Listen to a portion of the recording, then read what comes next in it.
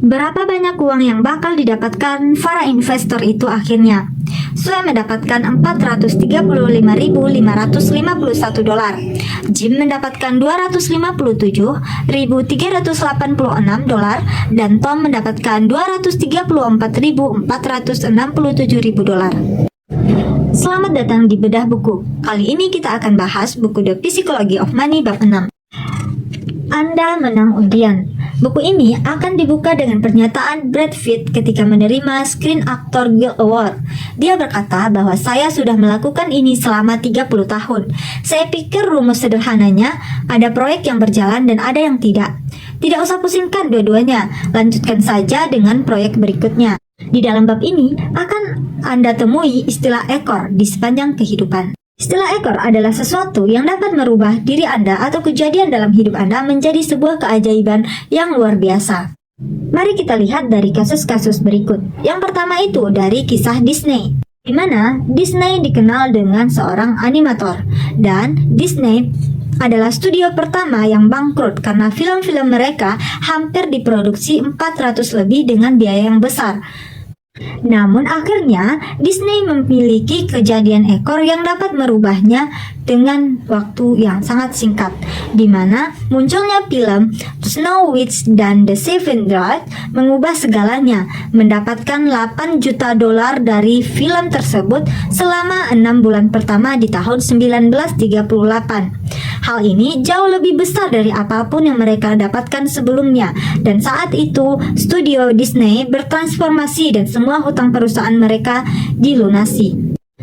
Bahkan pegawai-pegawai yang mereka anggap penting diberikan bonus yang besar agar tak pergi, dan kemudian Walt dari seorang selebriti memperoleh piala Oscar, di mana setelah dia berkarir dalam membuat film ratusan jam, hanya bisnis atau hanya satu film, yaitu Snow White, yang menjadi penting dalam hidupnya, yang membuat ia menjadi seorang yang terkenal. Kasus selanjutnya bisa kita lihat dari Dana Ventura, di mana ternyata dari 2004 sampai 2014 terdapat 21.000 lebih pendanaan Ventura, dan 65%-nya mengalami kerugian. Namun dari sisa 35%, ternyata beberapa perusahaan mempunyai keuntungan 20 kali lipat, bahkan 50 kali lipat lebih banyak, sehingga keuntungan yang didapatkan dari persentase 35% ini mampu menutupi kerugian yang terjadi pada 65%. Dalam buku ini, Anda akan bertemu dengan istilah keberhasilan Anda sebagai investor akan ditentukan oleh bagaimana Anda menanggapi beberapa momen mengerikan, bukan bertahun-tahun yang Anda habiskan dengan lancar. Ingat, ekor mendorong segalanya.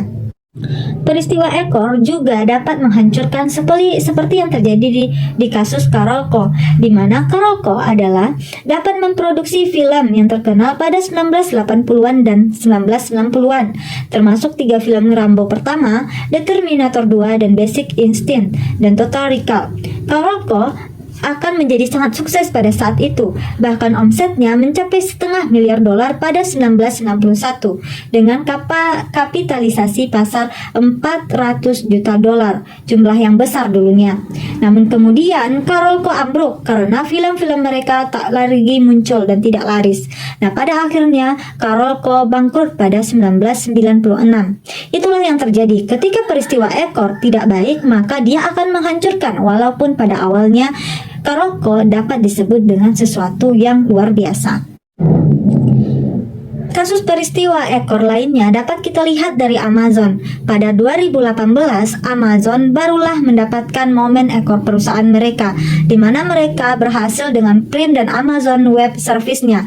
Padahal di sebelumnya, Amazon telah mencoba ratusan produk, dari Fire Phone sampai ke biro perjalanan. Namun yang dapat menghasilkan atau memberikan keajaiban pada Amazon adalah Prime dan Amazon Web Service-nya. Sama halnya dengan Apple, di mana pada 2018 pendorong utama Apple adalah iPhone, yang di dunia produksi teknologi adalah ujung ekor dari kebangkitan Apple. Dari kasus-kasus ini kita dapat mengetahui bahwa gagasan sekecil apapun akan dapat memberikan hasil yang besar. Seorang Napoleon pernah menyatakan bahwa orang yang bisa melakukan sesuatu dengan hal yang biasa ketika semua orang merasa gila di sekelilingnya dalam menghadapi hal tersebut.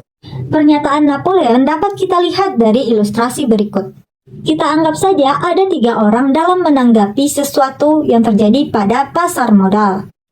Kita sebut saja yang pertama Sue, di mana Sue akan menginvestasikan uangnya $1 per bulan dari tahun 1900 sampai 2018. Sue adalah orang yang tidak peduli dengan persoalan resesi atau pasar lesu. Pokoknya setiap bulan dia akan menginvestasikan $1 uangnya.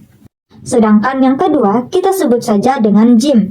Jim adalah orang yang akan menginvestasikan uangnya apabila ia menganggap pasar modal tidak mengalami resesi dan pasar modal itu kuat, di mana ketika terjadi resesi dia akan menarik dananya. Nah, sedangkan yang ketiga, kita sebut saja Tom.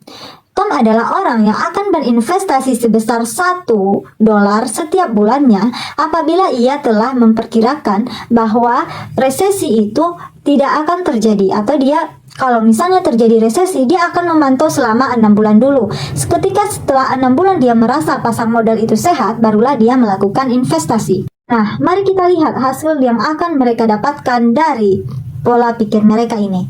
Ternyata dari 1900 sampai 2018, Sue akan mendapatkan $435.551 Amerika, sedangkan Jim mendapatkan pendapatan $257.386, sedangkan Tom mendapatkan sebesar $234.467.